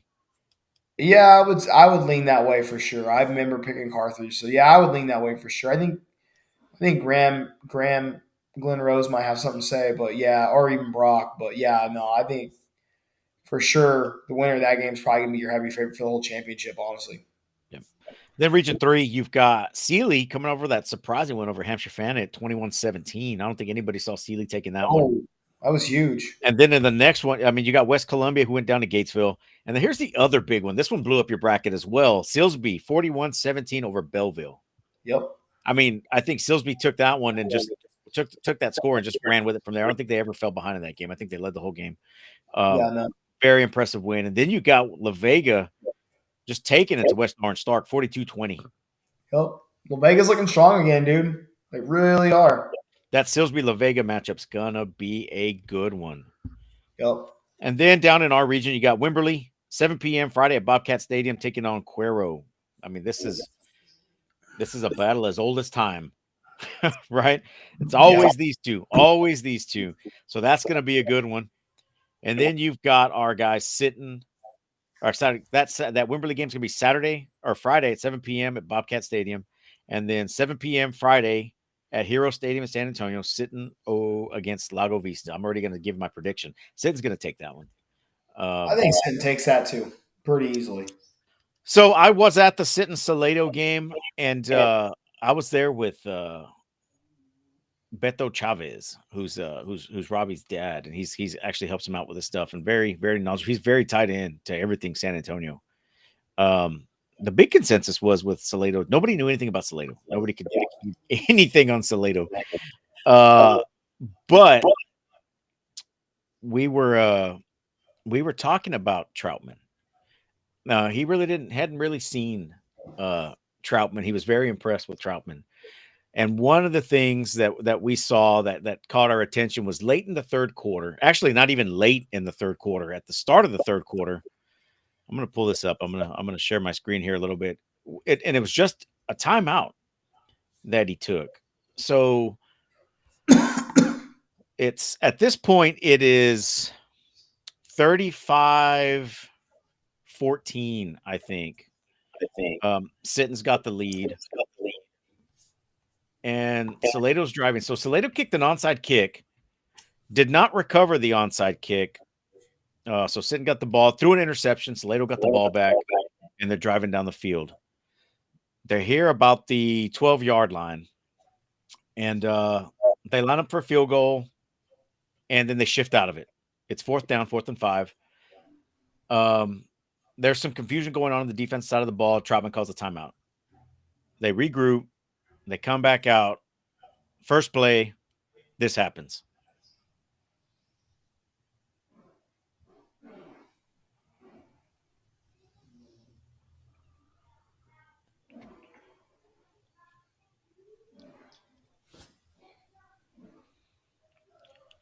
Stops the drive. Sitton goes down and scores. Goes up another score. If he hadn't called that timeout, I'm pretty sure they were going to score, and that may have changed the coaching decisions that went on down the line and could have put Salado back in the game. We were just impressed with him not holding on to his timeouts, using his timeouts when he needed to if he wasn't sure about anything, and making the adjustments he needed to make. And that's the thing about Sitton, that Sitton's not – I think that folks aren't counting on is Mike Troutman's head for football. I mean, the players are going to go out there, make their plays, and do what they need to do. But I think Mike's going to put them in the best position to win ball games. He's definitely going to have them in the. And he's right there with Rittiman and them. I think when it comes to just being like an overall structured, really well prepared team, really well prepared coach. Man, Michael could take that team and put them against anyone, and he's going to give it the best game you possibly could get out of those kids, right? At a certain point, talent's going to overtake everything, and by that, whatever happens. But I think the way Sitton goes throughout the rest of the season, man, is they're gonna ride with the ship. They're gonna go down with the ship. Michael's gonna be out behind the wheel of that ship, and at some point in time, like whether that's this week, next week, or even if it's in Jerry World, when if they ever run out and they don't finish on the right side of the clock, they're going to do it their way, and it's probably going to be the best way for that team at that moment. And I think that's what Michael does really good at. I think that's why Sitton has such a good team. I think the players believe that. I think they buy into that. And I think what they're very good at is they don't look past Friday, right? They are locked in for whoever they play, starting Saturday morning till the very end of that fourth quarter in that Friday, and then they turn the page the next day. And he's done a good job with that throughout the year, and it's worked. They beat everyone they've built up to, and I think they handle Lago Vista pretty easily. Whether or not they get a rematch with Cuero, or whether or not they get that rematch that they've been wanting with Wimberley since last year, we'll be able to see. I think Wimberley takes that game and gives us that Region 4 final that we've been wanting to see. But, I think Troutman's got that team really well prepared at any given moment in time. I think that's why they've had so much success this year. Yep. So I think wow, that was a big echo. So I've got Sitton in that one. I'm pretty sure you've got Sitton in that one as well. Michael E says, I think you just put that up. I put it up, Sitton by 42. I don't know if that's true or not. I hadn't heard that at all. He heard Lago Vista's quarterback will be out their quarterback and running backs. I got ejected in the second half of the last game. So they'll have to sit out the first half. Anybody know any truth to that? Anybody, any Valley fans that were, or Port Isabel fans that were following that game? Ken Martin, if you're in here, give us a heads up. I know you know. Then 3A D1. The Vernon Lions continuing their tear up in Region 1. They'll face Shallow Water. And then you got Jim Ned, your guys facing Paradise this week. Liberty Layou beating Pilot Point. They'll face Winnsboro. And then Malakoff and Jefferson finished out that. No rematches, nothing there. Actually, I didn't go that far. I stopped because we finally keep your eyes on Malakoff. That's all you got to do is keep your eyes on Malakoff. And even Liberty Layou right now, but Malakoff for sure. And then your boy, somebody was in the room earlier asking about if we've talked about Columbus. Columbus came off big against that Westwood team. Oh, yeah, smack in the mouth, dude. They're rolling right now. Yep. So now they've got a surprise Yoakum team that they're playing, who's playing very good football right now. That's going to be 7 p.m. at Katy Legacy as well on Friday. I think they've got too much. You see Grayson Rigdon committed to NC State? NC State, yep. Over the weekend, took his official visit and committed. Yep. So good for him. I think Columbus has too much for Yoakum to hang on to. This is an old school one though, because I lived there. Yoakum was a team they played a couple times and had some history with. So this is a good old school matchup right here for Columbus. But I think they take them. I think for sure they take them, and I think you're going to see Hitchcock. It's just so hard to count Franklin out, man, because Franklin's always such a good program. But I think Hitchcock will get it done this year over Franklin. I But, think so too. It's 7 they seem to p.m. be at New rolling Caney on pretty Friday. well. Yeah, they seem Yeah. to be rolling pretty well. I was about to say that too. That's who I've got. I got Hitchcock coming out of that. We'll see that Columbus Hitchcock matchup in Region 3. We may have to go to a Region 3 game, dude. Maybe, bro. This week that we're off. We'll see. We'll see. And then the bottom half of the bracket, you got Llano against Goliad. I think Goliad's going to take that one 6 p.m. Friday at Ferris Stadium. And then you've got Edna 7 p.m. Friday at Comalander against Randolph. I think the road ends for the Rohawks this week. And we're going to get that Edna Goliad rematch again in the region finals with Edna going on to the Final Four. Yes, sir. Yep. And then 3A region or Division 2. Canadians still on a roll. They'll be playing Idalou. Then you got Littlefield against Wall. That's setting up that Wall Canadian matchup there in the region. Wait, that's gonna be badass. That's gonna be a good one. If that's gonna be streamed anywhere, you guys got to check it out. Holiday. Then you got Toller against Holiday. I think they've got that one. They're gonna set up that matchup with Gunner there in the region finals. Gunner should take care of Jacksboro with no problems there. And then Region 3, Woodville against DeKalb. I don't know anything about either one of these two teams to even make an educated guess. I think Newton's the heavy favorite to finish out of Region 3 right now. DeKalb and Newton for the Region 3 finals, what I'm predicting. So this was the other game in Louisiana, was Dangerfield and Newton. Newton put up an 80 spot again last week against Edgewood in the second round of the playoffs. I don't know if that's unheard of, but that's definitely an eyebrow raiser. Yes, Jesse Cuero does have their quarterback back. He played last week. He was slinging the ball around very well last week. Jackson Marie is back for the Gobblers.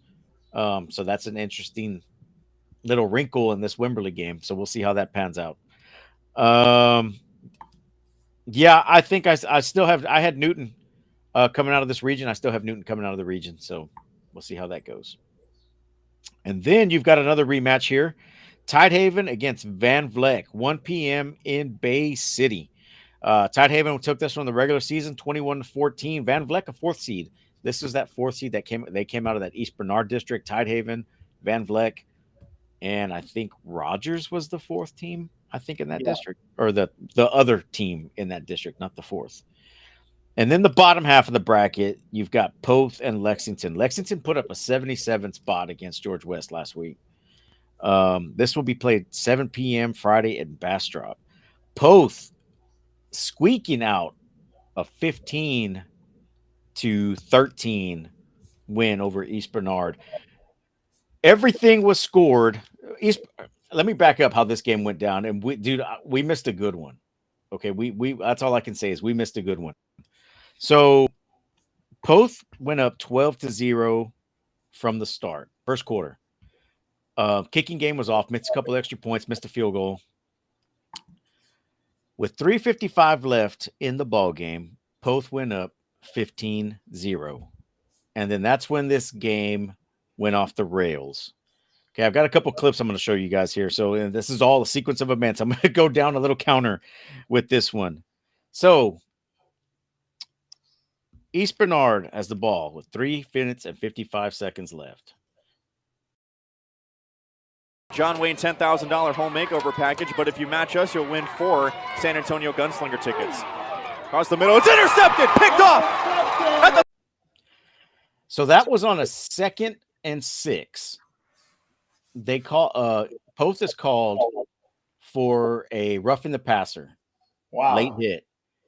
And I didn't see it. If you look at it, now you can watch. I'm gonna play it again and you can watch it. You can watch for it this time. John Wayne $10,000 home makeover package, but if you match us, you'll win 4 San Antonio Gunslinger tickets. Across the middle, it's intercepted, picked off. So it was that little piece at the end. The only thing I could think of is where the ball was gone out of his hands for a good 2 seconds, and the defensive lineman still took him down. Yeah. Some folks didn't agree with that call. They were a little upset with it. 2 plays later. Left, Bartlett steps up down the field. He's got a man. It is caught. Touch. Minute and 40 seconds left in the ball game. East Bernard onside kicks. They do not get the onside kick. Would be just to chew the clock, seemingly, as Stover ball came out! It's scooped up! He's got some real estate in front of him! Oh my goodness! Touchdown! East Bernard! I don't believe 13-15. 2-point conversion failed. Stopped at the 1-yard line. Wow. East Bernard kicks the onside kick, recovers at the post 33-yard line because that ball just kept going and kept going and kept going. Minute 28 seconds left. They got a few penalties, incomplete passes, both intercepts, the fourth and forever. Ball game.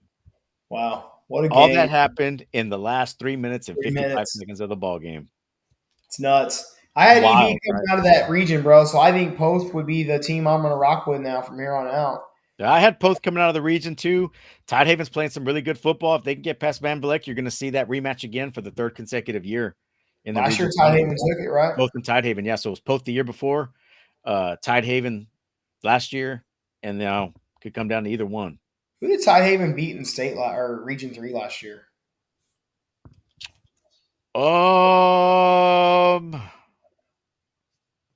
Man, I don't remember. Joey, I know you're in here. Who did y'all beat in the state semis last year?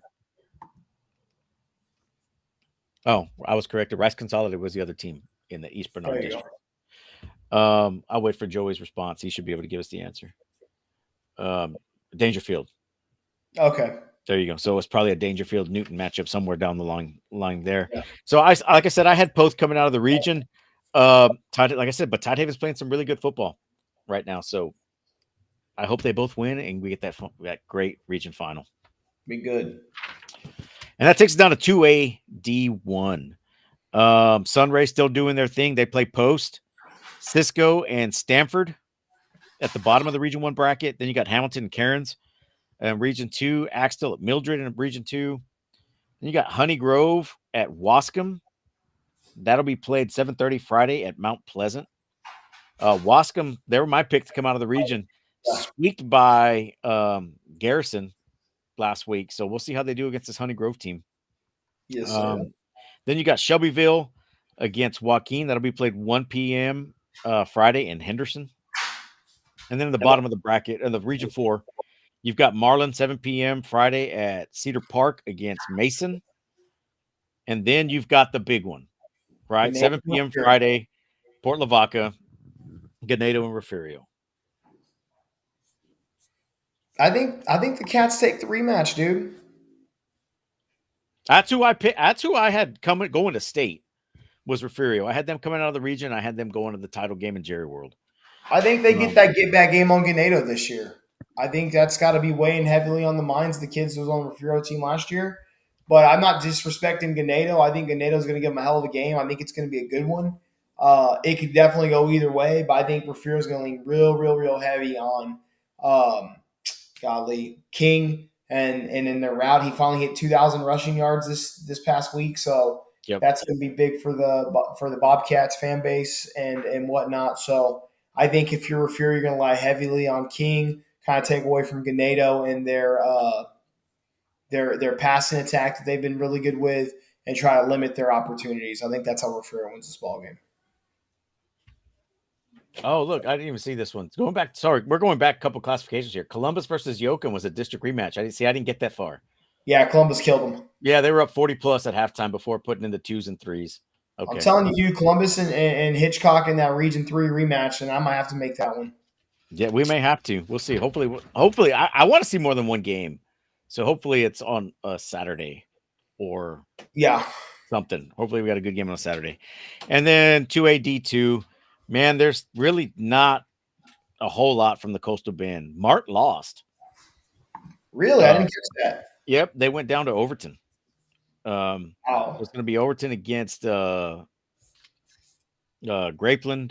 up in Region 3. Region 4, you got Somerville and Junction, Shiner and Granger. I think Shiner can come out still. I have them coming out of the region. Braymont's playing Enterprise on the other half of the Region 3 bracket. We got Groover and Tacoma up in Region 1. Ropesville and Wink finish out Region 1. And then Collinsville against Windthorst. Still in there. and Albany and Munster still. So I still had Windthorst coming out of Region 2. Hopefully we can see our guys make another run to state again on that side of the bracket. But I think Shiner comes out of Region 4. going to come out of the top of Region 3. Shiner probably out of Region 4. Albany and Munster's going to be a badass game for sure. And then top side, I don't really know a whole lot of. Yeah, me neither. Not a little. I know Ropesville. I think Ropesville used to play like 6-man football way back then. Probably. Man, but I think that's enough, dude. We're on an hour and 40 minutes. Yeah, it was a hell of a run. Yeah, I don't think we've ever done a show that long. And this was supposed to be a short show. Remember? That's what we said last week. That next week will be a lot shorter. Robbie and B Damone kind of extended us a little bit. Yeah, but it's always good to have that insight from teams that we're unfamiliar with, especially if they're facing our Coastal Bend teams. Lavelle's mad at me, dude. He left as soon as the Miller thing was over, dude. He's upset. I'm surprised I haven't gotten a Facebook message yet. Can't believe you. Oh man. Guys, again, as always, thank you for tuning in. Thank you for watching the show. We're up to 174 eyeballs in here live. So our last show, so we hit 18,000 followers this week. Actually, we're at 18.5 right now. We're 18,500 right now. Our goal was 20,000 by the end of the season. I think we can still get there with a few weeks left in the Texas high school football season. If everyone that's watching this show right now would just share this to their friends, we can get there. Yeah, maybe. Hey, dude, come on, man. I think that's about all. Hats have been delivered. I think that's all we got. Our last show got 10,000 views, like 10,000, 10.5.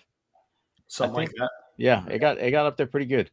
But guys, again, thanks for tuning in. Thanks for watching. We really appreciate it. Thank you to Elite Tank Solutions. Thank you to Dawson's Recycling. Thank you to Al Williford Chevrolet. Guys, we appreciate you guys, everything that you guys do for our show and allow us to do. Until next week, dude. Next week will have to be a daylight show. That's cool. It will have to, because we're on nights. So we won't be at any games this week. We didn't mention that. We won't be at any games this week. We start nights tomorrow night. We'll be working through Thanksgiving up until next Thursday night, Friday morning, we'll be working. So we will miss all the games this week. We will stream as many as we can. Still not a big fan of Texan Live allowing only one login at a time. Come on, guys. Come on. But hey, so you figured out how we're going to set this war room up? Because we're going to have a war room. We're going to have to location that we're at. We're going to have a war room worth of 3 or 4 games going at any given moment. We're going to have to have those guys, or we will pay for those guys' subscription so they can log in to other devices, and we'll be able to watch all of them at once. That's the only way. That's the only way we can do it. Okay. But we'll figure it out. I mean, it should be pretty slow. We should be on cruise control. Should be. So that's the plan, right? I think that's the only way to get around it. If you are a Caller Time subscriber, and if you are not on Texan Live yet, the Caller Times has a discount code for Texan Live. Really? Yeah, I will not give you that. I will not give that out. You must be a subscriber to the Caller Times, because if I'm paying for it, you're going to pay for it. Hell yeah. No freebies here.